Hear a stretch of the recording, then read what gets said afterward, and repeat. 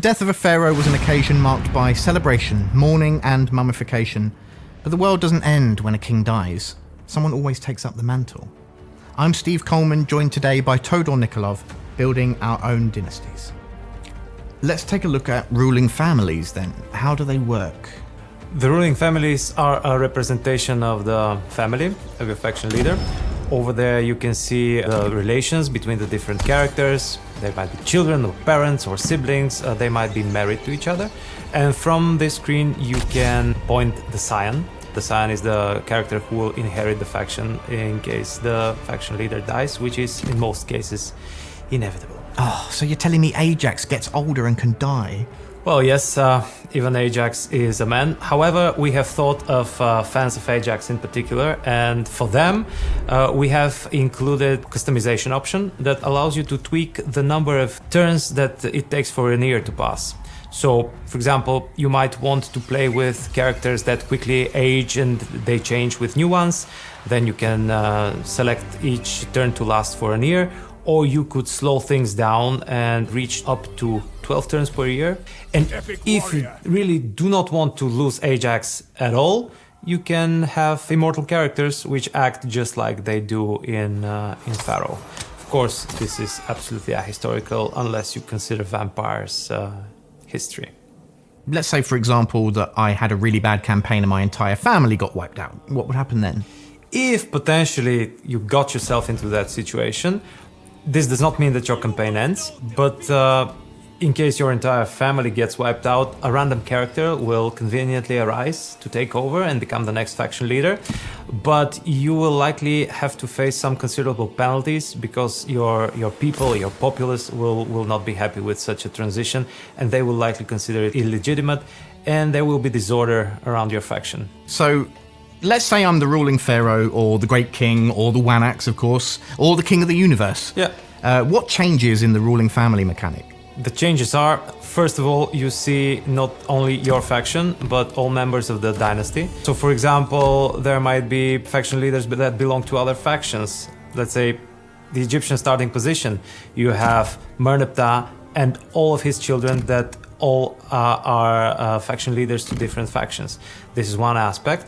Another thing is that you can have an overview of the history of your entire dynasty, so yourself, any previous rulers, and all of their deeds. Deeds are events that take place during your campaign. They're recorded over there, both your successes and your failures. And based on your deeds, you can unlock epithets. These are kind of small titles that you can customize your faction leader name with. And they are really a reflection of what you have done in your campaign. You might have conquered a lot of settlements, which means that you will be known as Ramesses the Conqueror.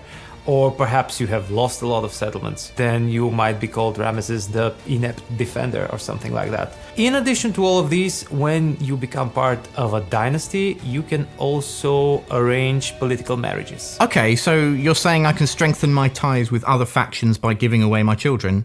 Well, other than sounding fantastic, what else can I do in diplomacy? Well, yes, giving away your children is one of the things that you can do.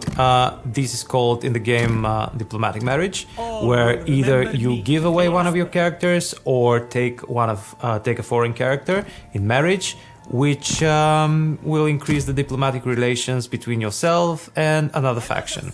The political marriage is something similar. However, in a political marriage, each character remains in their faction. There is again better diplomacy, better relations between the factions, but it requires some sort of diplomatic treaty before it can happen, at least a non-aggression pact between the factions.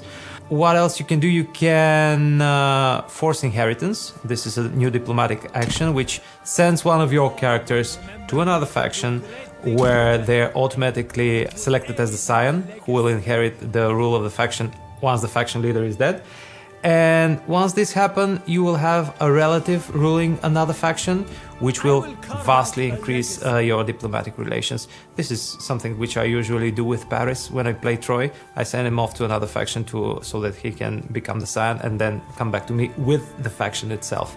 In addition to all of that, You can also trade with and barter legitimacy in diplomacy with the dynasty update. So you can exchange economic resources for someone else's legitimacy to boost your own, or you can sell your own legitimacy for resources.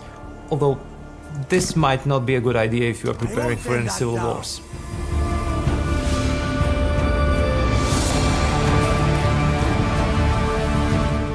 With more campaign customization options and reworks like time per turn and updated legacy traditions, there's never been more ways to tweak your playstyle.